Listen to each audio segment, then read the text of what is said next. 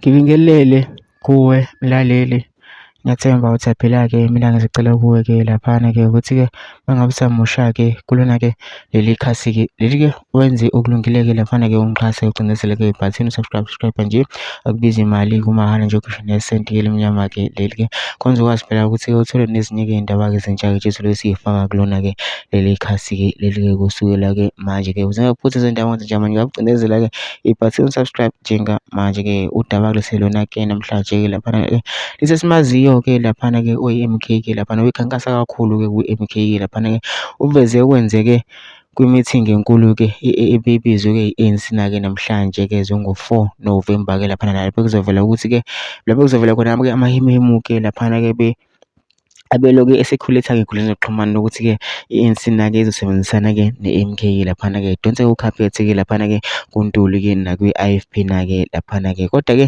i-ANC na-ke ikuphikile-ke konke lokho kodwa-ke yavuma ukuthi-ke zikhona-ke iy'nkinga-ke phakathi kwayo-ke ne-IFP na-ke umlisa-ke uveza-ke okunye okungaziwa-ke laphana-ke kodwa-ke mina ngifuna usezwa ngaphela nje idlala-ke ividiyo yakhe uzwele wena ukuthi uthini-ke mina ngicela lapha sizwile-ke le vidiyo le ke noma comment section-ke futhi uvo lwakho ukuthi wena ucabangani-ke ngalo-ke lelo daba-ke lo-ke bese uyangixhasa-ke uzenze kulungile-ke laphana-ke ungixhasa ucindezele ibhathini subscribe nje akubizi imali kumahhala nje ukhiphishe nesenti-ke elimnyama-ke leli kwenza ukwazi ukuthi uqhube uthole nezinye-ke iy'ndaba ezintsha zile ngiyifaka kulona-ke leli khasi-ke leli-ke kusukela-ke manje-ke nayo-ke le video-ke awuyithokozele.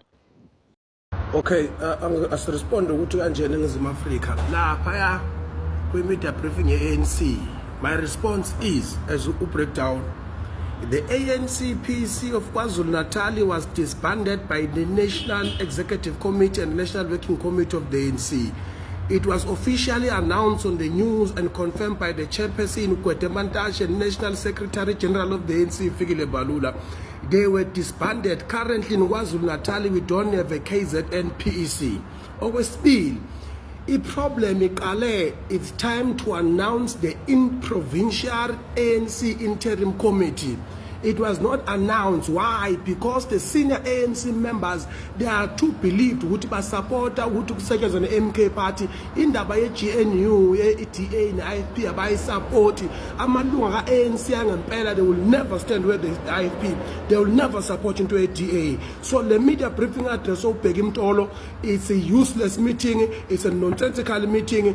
Bebekhuluma into engekho. They are nobody in the ANC in KwaZulu-Natal. They are holding no position currently. They were disbanded.